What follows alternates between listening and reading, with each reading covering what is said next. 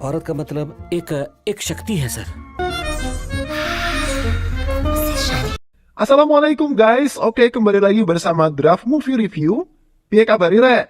Terima kasih buat para penonton setia Draft Movie dimanapun kalian berada. Semoga kalian semua selalu sehat ya. Kali ini Draft Movie sudah merangkum sebuah film yang berjudul Shivaji Suratakal. Penasaran nih dengan kisahnya? Wilah gasken, tanpa banyak basa-basi, ini dia alur ceritanya.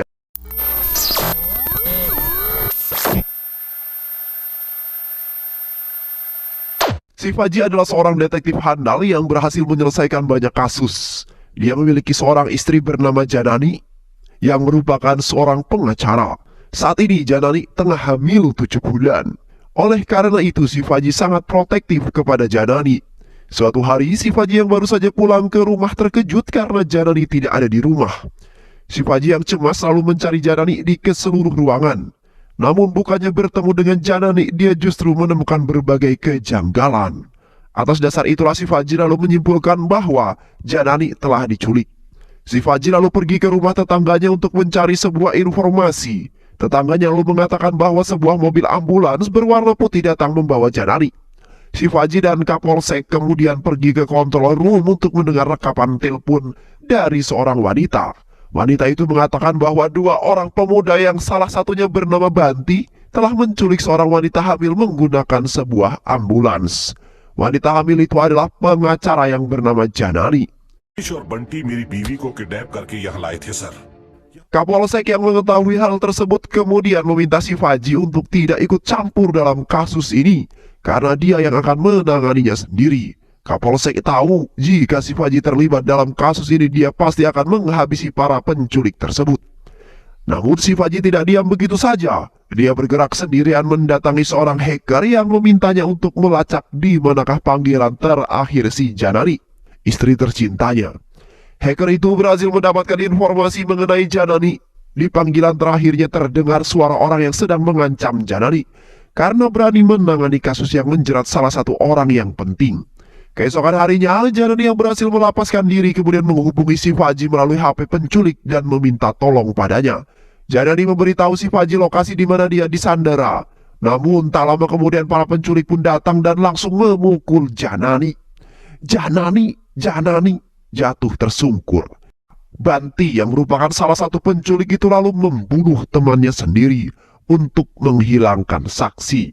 Dia takut jika nanti temannya ketangkep, maka dia akan membuka mulutnya. Beberapa menit kemudian Shivaji langsung pergi ke lokasi yang dibicarakan oleh Janani. Namun sesampainya di sana dia terkejut karena Janani sudah bersimbah darah, sedangkan Banti berhasil melarikan diri. Shivaji lalu membawa Janani ke rumah sakit. Namun sayang, nyawanya tidak tertolong dan tewas. Atasannya Rudra lalu melaporkan kejadian ini pada ayahnya Roshan yang ternyata merupakan seorang menteri. Pak, Roshan baru saja ditemukan tewas pagi ini di kolam renang. Ayah Roshan tentu saja syok mendengar kabar itu. Asmanya kemudian kambuh dan membuatnya panik. Kapolsek yang mendapatkan laporan kasus tersebut diminta untuk segera menyelidikinya. Namun karena dia sedang tidak bisa, Kapolsek kemudian memberikan kasus ini kepada Shivaji. Shivaji pada awalnya menolak untuk menangani kasus tersebut karena TKP di mana kasus itu terjadi berada dekat dengan kampung halaman sang istri tercintanya. Shivaji tak kuasa jika dia kembali mengingat kenangan bersama sang istrinya. Namun karena Kapolsek terus mendesak dan memaksanya, Shivaji akhirnya nurut dan menerima kasus tersebut. Shivaji lalu pergi ke TKP bersama asistennya yang bernama Govin Dudu. Sesampainya di kolam renang, Shivaji langsung menggelar investigasi untuk mencari petunjuk serta barang bukti. Berdasarkan laporan hasil autopsi, Roshan diketahui telah tenggelam dan diperkirakan meninggal jam 1 dini hari. Shivaji yang mengetahui bahwa Roshan juga mempunyai penyakit asma, berasumsi jika ada sesuatu yang membuat Roshan sangat ketakutan. Ketakutan itu membuat asmanya kambuh dan Roshan pun jatuh ke dalam kolam.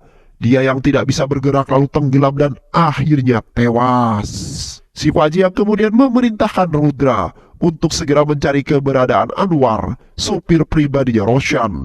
karena diketahui Anwar juga telah hilang sejak malam kejadian. Tak lama kemudian, Pritam datang menemui si Faji. Dia mengatakan kepada si Faji bahwa dirinya lah yang mengangkat Roshan keluar dari kolam ini. Si Faji yang melihat tinggi badan Pritam kemudian merasa aneh. Ada hal yang mengganjal di pikirannya. Dia lalu mendorong Rudra yang kemudian memiliki tinggi lebih dari 5 kaki ke dalam kolam. Dan ternyata Rudra tidak tenggelam. Si Faji tentu saja merasa ada yang janggal dengan kematian Roshan. Dia lalu bertanya-tanya mengapa bisa kolam ini yang hanya memiliki kedalaman sedalam 5 kaki mampu menenggelamkan Roshan yang tingginya jauh melebihi Rudra. Tinggi badan Roshan ada 6 kaki sedangkan Rudra hanya 5 kaki. Lantas mengapa Roshan bisa mati tenggelam ya? Karena menemukan kejanggalan tersebut, si Faji akhirnya memutuskan untuk tinggal di resort tersebut hingga kasus itu diselesaikan. Si Faji lalu melanjutkan investigasinya. Kali ini dia menginterogasi Pritam dan menanyakan kronologi dia menemukan Roshan. Pritam lalu menjelaskan kepada si Faji bahwa saat itu dia meminta istrinya datang ke kamar Roshan karena Roshan menelpon istrinya sambil ketakutan. Aku yang telah mendengar semua cerita dari istriku langsung menghubungi kepolisian untuk meminta bantuan. Namun karena sinyal di desa ini buruk, aku tidak dapat menghubungi mereka. Aku akhirnya memutuskan ke kantor polisi saat jam 5 pagi.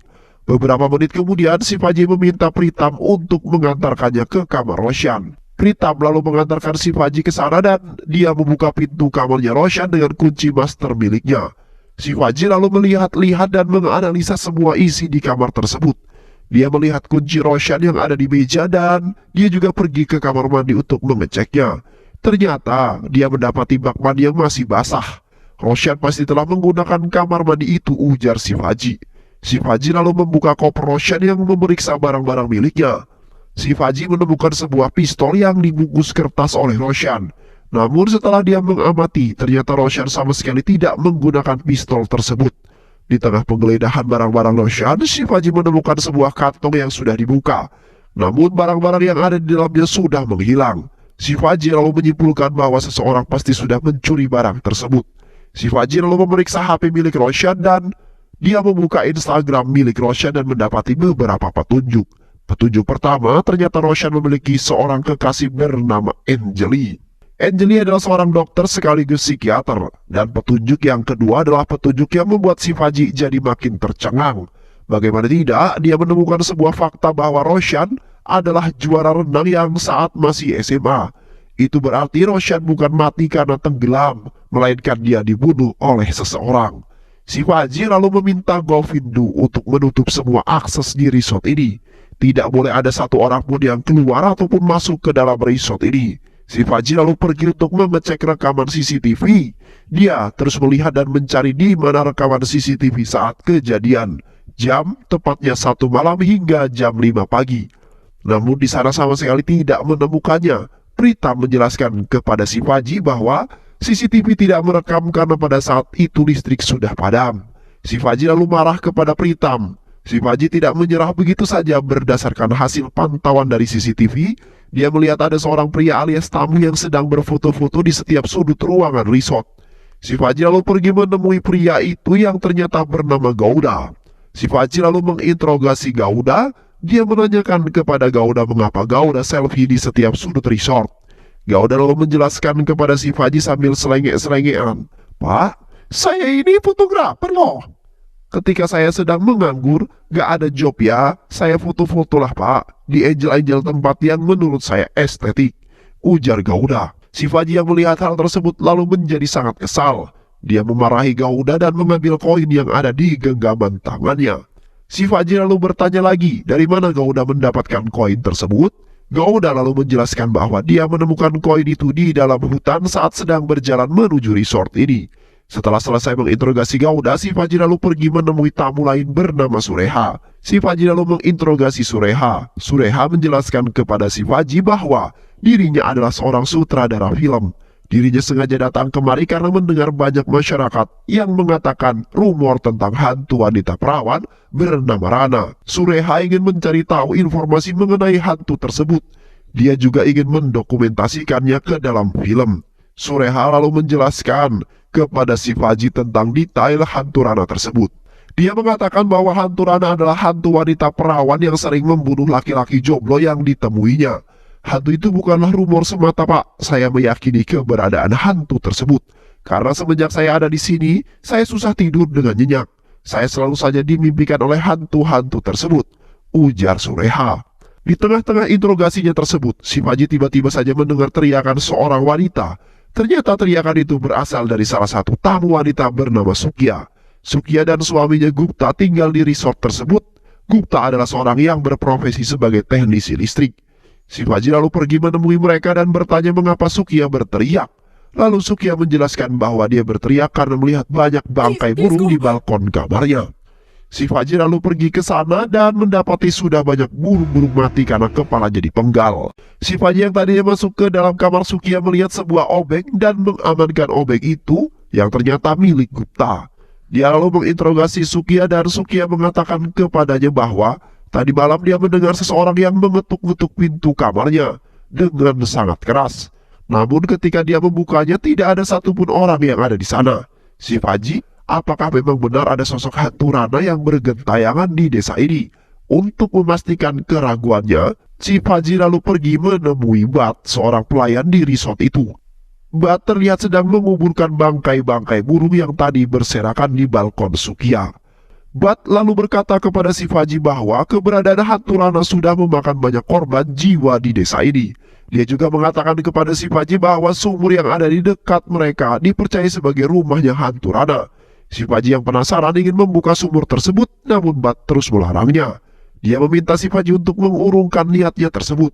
Si Faji yang mengamati ada tali khusus di tangan Bat, kemudian bertanya mengapa para penduduk di desa ini selalu memakai gelang yang sama seperti yang kamu gunakan. Bat lalu menjelaskan bahwa semua orang yang ada di sini termasuk para tamu diminta untuk memakai gelang ini oleh ahli spiritual yang bernama Sagar. Menurut Sagar, hantu Rana memang ada di desa ini. Oleh karena itu dia memberikan gelang tali ini kepada kami sebagai pelindung dari serangan roh-roh jahat.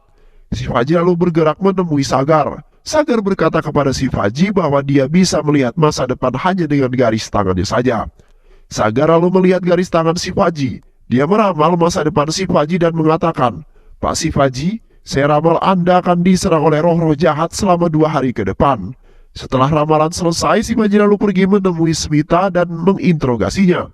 Smita menjelaskan kepada si Faji pada saat malam kejadian dirinya sedang berada di ruang resepsionis. Dirinya lalu mendapatkan telepon dari Roshan yang sedang ketakutan. Tapi tak lama kemudian listrik mati dan telepon pun terputus. Karena merasa khawatir, Smita lalu pergi mencari Roshan sambil membawa senter. Dia sempat melihat Roshan yang keluar dari kamar dan berlari terpirit-pirit ke arah kolam. Smita lalu berjalan ke arah kolam, tapi dia malah dikejutkan dengan penampakan hantu seorang wanita. Smita yang ketakutan lalu refleks melepaskan senternya dan berlari sejauh mungkin. Si Faji benar-benar bingung dengan kasus ini. Dia sama sekali belum mendapatkan petunjuk yang berarti. Si Faji lalu berasumsi apakah benar jika kematian Roshan karena dia ketakutan melihat hantu. Di malam harinya sebuah kebakaran kecil terjadi di dalam kamar Sureha. Si Faji yang mengetahui hal tersebut langsung berlari menuju kamar Sureha. Pritam dengan bantuan bata langsung memadamkan api tersebut. Ternyata api itu hanya membakar sebuah kotak yang diyakini sebagai kotak penyimpanan rambut hantu Rana semasa hidupnya. Si Faji marah. Kenapa bisa ada kebakaran di dalam kamar itu sedangkan dia sama sekali tidak melihat korek ataupun benda apapun yang dapat menimbulkan api? Pritam lalu menjawab si Faji, saya juga tidak tahu Pak. Saat saya sedang berjalan ada asap yang keluar dari sela-sela pintunya Sureha. Saya langsung berusaha masuk dengan kunci master milik saya. Si Faji yang kesal kemudian mengatakan kepada mereka bahwa dia akan mengamankan kotak tersebut. Namun Bat melarangnya. Bat ingin ada hal-hal buruk terjadi jika si Faji nanti membukanya. Namun si Faji yang kekeh tetap akan mengamankan dan menyelidiki kotak tersebut. Si Faji dan semua orang yang ada di sana lalu mencari keberadaan Sureha. Karena saat tragedi kebakaran itu Sureha tidak ada di dalam kamarnya. Usut punya usut ternyata Sureha sedang kerasukan di dekat kolam. Si Faji lalu menginterogasi Sureha yang masih kerasukan. Setan yang berada dalam tubuh Sureha mengatakan pada si Faji bahwa dia melihat hantu Rana yang mendorong Roshan ke dalam kolam. Hantu Rana lalu pergi, kembali ke sumur tua itu. Tak lama kemudian Dr. Angeli pun tiba di resort. Shivaji lalu menginterogasi Dr. Angeli. Namun anehnya di tengah interogasi itu, Shivaji mendengar suara yang memanggil namanya. Tapi Dr. Angeli tidak mendengarnya.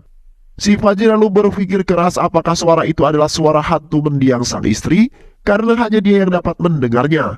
Angeli lalu mengatakan kepada Shivaji bahwa dia heran kenapa Roshan bisa pergi ke resort ini. Dia merasa ada yang aneh dengan resort ini. Shivaji lalu kembali ke kamarnya dan membuka kotak yang terbakar tadi. Ternyata di dalam kotak itu ada beberapa helai rambut dan sebuah koin yang sama dengan yang ditemukan Gauda. Beberapa menit kemudian Smita datang dan memberikan kopi kepada Shivaji. Selama berada di resort itu, Smita sering mengantarkan kopi untuk Shivaji. Tak lama kemudian lampu resort pun kelap-kelip hingga akhirnya mati. Shivaji berusaha untuk menghubungi resepsionis namun tidak ada tanggapan. Di saat yang bersamaan suara ketukan pintu terdengar keras dari kamar Shivaji. Shivaji lalu berlari untuk mengeceknya namun dia tak menemukan seorang pun di sana. Dia lalu bergerak untuk mencari tahu tapi dia malah melihat sosok hantu wanita yang sangat menyeramkan. Shivaji kini ketakutan dan perlahan-lahan percaya dengan kisah hantu Rana. Di dalam kamarnya Shivaji yang sedang tidur sebentar kemudian bermimpi melihat sosok hantu wanita yang seram yang berwajahkan Janani, istrinya sendiri. Shivaji yang kaget sontak terbangun dari tidurnya. Shivaji lalu pergi menemui Govindu dan seperti biasa, tak lama kemudian Smita datang membawakan mereka kopi. Namun yang meminum kopi itu hanyalah Shivaji seorang. Shivaji lalu menceritakan kepada Govindu tentang mimpi buruknya itu. Namun Govindu sama sekali tidak mempercayainya. Dia malah merasa aneh dengan tingkah laku Shivaji yang tidak seperti biasanya. Biasanya Shivaji sama sekali tidak percaya dengan kisah-kisah berbau mistis. Shivaji tentu saja marah ketika Govindu tidak mempercayai ceritanya. Dia lalu pergi meninggalkan Govindu sendirian. Shivaji lalu mandi dan mengganti baju baru, kemudian dia menyeruput kopi di balkon. Namun tak lama kemudian, Shivaji melihat segerombolan burung yang hendak menabraknya. Shivaji lalu melempar gelas kopi kepada burung-burung itu, namun saat kemudian burung-burung itu menghilang. Angeli beserta semua orang yang ada di sana kemudian pergi menemui Shivaji. Angeli meminta Shivaji untuk duduk dan menenangkan dirinya. Setelah tenang, Shivaji lalu menceritakan tentang Janani kepada Angeli. Angeli yang mendengar hal tersebut meminta Shivaji untuk berhenti sebentar dalam menangani kasus ini. Dia juga meminta Shivaji untuk kembali meminum kopinya agar lebih tenang. Shivaji lalu mendengarkan kata-kata Angeli. Dia meminum kopi itu dan tak lama kemudian dia pergi ke rumah mertuanya yang tak jauh dari resort itu. Namun di tengah jalan dia merasa sedang menyetir bersama Janani. Shivaji kini sudah berada dalam rumah mertuanya dalam keadaan tertidur. Dia kemudian terbangun dan tak lama kemudian Govindu menghubunginya. Govindu lalu melaporkan kepada Shivaji bahwa Rudra telah berhasil menemukan Anwar, sopir pribadi Roshan. Shivaji lalu kembali ke resort dan sesampainya di sana, Shivaji lalu memarahi Anwar habis-habisan. Rudra lalu mencela kemarahan Shivaji. Dia mengatakan kepada Shivaji bahwa Anwar ini adalah orang yang hampir Shivaji tabrak tadi sore. Rudra menemukan Anwar sudah berada di pinggir jalan. Shivaji bingung mendengar hal tersebut. Dia tidak merasa hampir menabrak seseorang. Dr. Angeli kemudian datang dan meminta Shivaji untuk tidak memarahi Anwar karena Anwar pasti masih shock karena hampir ditabrak. Shivaji lalu menegaskan kepada Dr. Angeli bahwa dia sama sekali tidak merasa hampir menabrak Anwar. Anwar pasti telah berbohong. Dia mengelabui kita semua. Saat itu, aku mengemudikan mobil bersama Janani tanpa ada hambatan. Perjalanan kami lancar-lancar saja. Angeli lalu mengatakan kepada Shivaji, "Pak, istri Anda telah meninggal. Anda pasti berhalusinasi sekarang. Saya mengkhawatirkan kondisi Anda. Anda pasti sedang tidak baik-baik saja. Saya menyarankan agar Bapak beristirahat dan berhenti menangani kasus ini." Semua orang yang ada di sana setuju dengan saran Angeli. Shivaji yang merasa gagal tentu saja tersinggung dengan perkataan Angeli. Dia kemudian mengamuk di sana sebelum akhirnya pergi. Shivaji terus merenung di dalam kamar. Dia terus merenungi perkataan Dr. Angeli. Dia menilai apa yang dikatakan oleh Dr. Angeli ada benarnya juga. Apalagi saat ini Shivaji mulai berputus asa karena belum mendapatkan petunjuk yang berarti. Akhirnya Shivaji dan juga Govindu mengemasi barang-barang mereka dari kamar resort itu. Mereka lalu meminta maaf dan berpamitan pergi kepada Pritam dan juga Smita, serta semua tamu yang ada di sana. Saat Shivaji dan Govindu hendak pergi dari sana, Govindu tiba-tiba mengatakan kepada Shivaji bahwa dia lupa membawa kunci mobil yang ada di atas meja. Si Faji yang mendengar kalimat kunci di atas meja seketika ingat dan menemukan sebuah petunjuk. Si Faji lalu kembali dan masuk ke dalam kamarnya Roshan. Si Faji lalu mengatakan kepada Govindu tentang hasil analisa dan petunjuk yang dimaksud. Dulu aku menemukan kunci kamar Roshan di atas meja kamar. Itu artinya Roshan tidak pergi meninggalkan kamarnya. Pasti ada seseorang yang masuk ke dalam kamar Roshan dengan menggunakan kunci yang lain. Dan kunci itu adalah kunci master. Orang yang masuk ke dalam kamar itu pasti sangat mengenal Roshan. Begitu pula sebaliknya. Itulah mengapa Roshan sama sekali tidak curiga jika dia akan dihabisi. Jika orang asing yang masuk ke dalam kamarnya Roshan, Roshan pasti panik dan dengan sigap mengambil pistolnya lalu menghabisi orang tersebut. Namun pada kenyataannya Roshan sama sekali tidak menggunakan pistol tersebut. Sedangkan barang kecil yang menghilang dari dalam plastik itu pasti adalah inhaler asmanya Roshan. Karena Roshan memang mengidap asma. Pelaku pasti sudah mengamankan inhaler itu sebelum hari kejadian. Dia lalu kembali datang dan menyemprotkan sesuatu ke wajah Roshan. Hal itu membuat asmanya Roshan kambuh hingga akhirnya dia pingsan tidak sadarkan diri. Dan orang yang pasti mengetahui kelemahan Roshan ini adalah Dr. Anjali, pacarnya Roshan sendiri.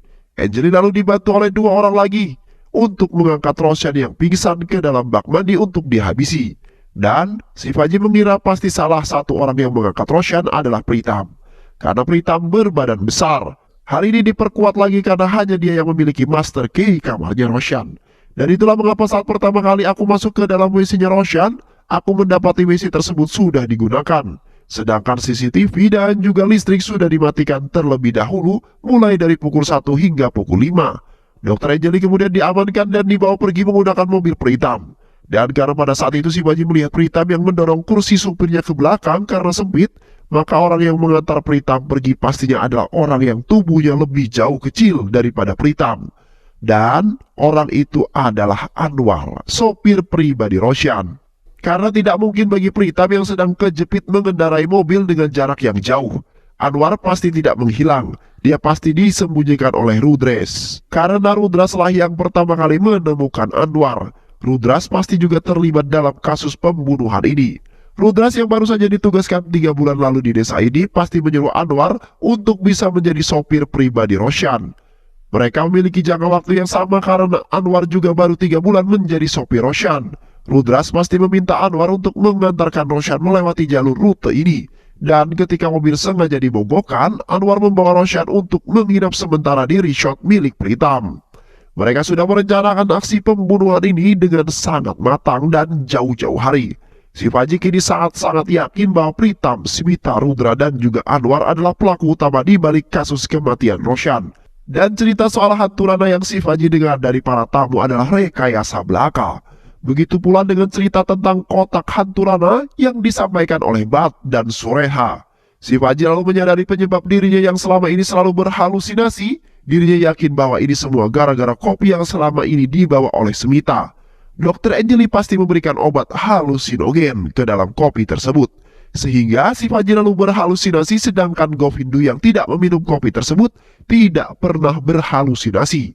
Si Faji juga telah mengingat bahwa suami Sukia yaitu Gupta yang berprofesi sebagai teknisi listrik, pasti dialah yang mengatur arus listrik, kapan waktunya nyala dan kapan waktunya mati. Itu semua untuk mengelabui si Faji agar percaya dengan cerita hantu Rana tersebut. Mereka semua sudah bersekongkol dalam kasus ini. Mereka semua yang tinggal di dalam resort itu adalah pemain dari skenario yang ciamik ini. Mereka bersebelas, Anwar, Pritam, Govindu, Sukia, Sureha, Gouda, Gupta, Bat, Sagar, Smita, dan Anjali. Lalu membuat jasad Roshan seolah-olah meninggal karena tenggelam dan mereka juga yang telah memotong kepala burung yang ada di balkon Sukia. Si Faji yang telah mengetahui kebenaran itu kemudian menghubungi menteri dan mengatakan bahwa dia sudah berhasil menyelesaikan kasus pembunuhan Roshan. Si Faji lalu mengumpulkan ke-11 orang yang ada di ala resort dan menceritakan kepada mereka bagaimana kronologi pembunuhan Roshan itu bisa terjadi. Mereka yang mendengar kronologi itu hanya bisa terdiam dan membenarkan pembunuhan itu. Si Faji lalu menegaskan kepada mereka apa motif mereka tega menghabisi Roshan. Baru dari sini kisah masa lalu Roshan diungkap oleh Anjali. Roshan dan aku adalah sepasang kekasih. Dulu teman-teman Roshan memanggil Roshan dengan panggilan Banti. Suatu hari aku menghubungi Roshan dan berbicara padanya. Tapi Roshan yang lupa mematikan panggilannya membuatku bisa mendengar seluruh percakapannya. Pada saat itu Roshan sedang berbicara dengan seorang polisi Bahlul. Di sana, mereka berdua melihat seorang gadis buta yang bernama Jessica. Mereka sange melihat kegemulayan tubuh Jessica. Diketahui ternyata Jessica adalah adik kandung dari Sukia sekaligus anak Bat. Roshan dan polisi Bahlul yang melihat adanya kesempatan lalu memperkaos Jessica dengan sangat brutal hingga akhirnya Jessica mengalami pendarahan hebat dan dibawa ke rumah sakit. Anjali tentu saja mengetahui kejadian tersebut. Semua keluarga Jessica sangat sedih dengan apa yang menimpa Jessica. Anwar, Pritam, Govindu, Sukia, Sureha, Gouda, Gupta, Bat, Sagar, dan juga Swita datang ke rumah sakit tersebut. Tak lama kemudian dokter mengatakan bahwa Jessica telah tewas karena diperkaos. Kebrutalan pemerkosaan itu membuat Jessica shock, mengalami gagal jantung yang akhirnya menyebabkan dirinya tewas. Tak lama kemudian Anjali datang ke rumah sakit tersebut. Dia sangat sedih melihat nasib buruk yang menimpa Jessica. Saat itu Anjali sebenarnya melihat keluarga Jessica di sana. Namun dia belum berani menyampaikan kepada mereka tentang kebenaran itu. Keluarga Jessica lalu melaporkan kasus pemerkosaan ini kepada polisi Bahlul. Polisi Bahlul yang merupakan pelaku pemerkosaan tentu saja tidak menggubris kasus pemerkosaan ini. Dia secara sepihak menutup kasus tersebut. Anjali yang mengetahui suara polisi Bahlul itu mengingat kembali tentang teman-teman dekatnya yaitu Roshan. Dan benar saja, ternyata polisi Bahlul itu adalah teman dekat Roshan. Tak lama kemudian, Anjali datang menemui keluarga Jessica. Dia menceritakan semua kronologi pemerkosaan tersebut dan siapa-siapa saja yang terlibat. Semua keluarga Anjali tentu saja menangis mendengar hal tersebut. Anjali juga berjanji kepada mereka bahwa dia siap menjadi saksi di pengadilan nanti. Anjali lalu berniat untuk menemui Janani di rumahnya. Namun ternyata Janani sudah dibawa oleh Roshan dan polisi Bahlul itu yang menyamar sebagai perawat rumah sakit. Mereka pergi dengan mengendarai mobil ambulan putih. Anjali sempat mengikuti mereka yang membawa Janani ke sesuatu tempat. Namun Anjali kehilangan jejak mereka di tengah jalan. Anjali lalu menghubungi control room dan melaporkan hal tersebut. 2 hari kemudian Anjali mendengar kabar bahwa Janani dan polisi Bahlul telah ditemukan tewas. Anjali dan keluarga besar Jessica mengetahui bahwa Roshan adalah di balik pembantaian Janani. Mereka mengetahui bahwa Roshan adalah anak dari seorang menteri. Hukum pasti tidak dapat menjeratnya. Dan bahkan si Roshan kebal dengan hukum. Dan dia pasti akan selalu hidup dengan bebas. Keluarga Jessica dan Anjali lalu berkumpul dan berdiskusi sejenak. Hingga pada akhirnya mereka sepakat untuk membantai Roshan dengan sangat-sangat brutal dan sangat-sangat cerdas. Setelah Anjali menceritakan semua itu, si Paji hanya bisa menangis.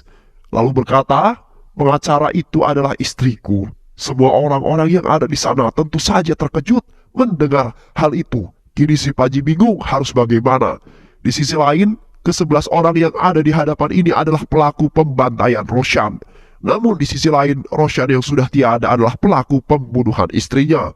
Roshan tidak akan bisa dihukum. Di tengah-tengah kebingungan itu tiba-tiba, si Paji mendapatkan bisikan dari sang istri tercinta. Sang istri mengatakan kepada si Paji bahwa untuk menegakkan keadilan, kita harus menemukan rute lain jika hukum tidak bisa membantu. Sang istri juga meminta agar si Paji mengikuti kata hatinya sendiri. Akhirnya, si Paji lalu memutuskan untuk melaporkan kejadian ini kepada kepolisian. Dia juga mengatakan bahwa pelaku yang membunuh istrinya adalah anaknya menteri yaitu Roshan. Namun Kapolsek yang tidak mengindahkan perkataan si Paji. Dia memerintahkan si Paji untuk mundur dalam pengungkapan kasus kematian Janani istrinya. Karena Kapolsek lah yang menangani kasus tersebut. Si Paji lalu didesak dan dipaksa untuk menandatangani pernyataan bahwa pelaku yang menghabisi Janani bukanlah Roshan, melainkan polisi Bahlul tersebut. Tak lama kemudian, Menteri dan Kapolsek datang mengunjungi resort tersebut. Si Paji lalu menyerahkan berkas laporan hasil penyelidikannya. Namun Menteri yang baru saja membaca laporan tersebut seketika murka karena si Paji menulis pelaku pembunuhan Roshan adalah hantu wanita bernama Rana. Namun tiba-tiba lampu yang ada di resort tersebut padam yang membuat Menteri dan Kapolsek menjadi ketakutan. Si Paji lalu memanfaatkan momen itu untuk menceritakan tentang betapa menakutkannya hantu wanita bernama Rana tersebut.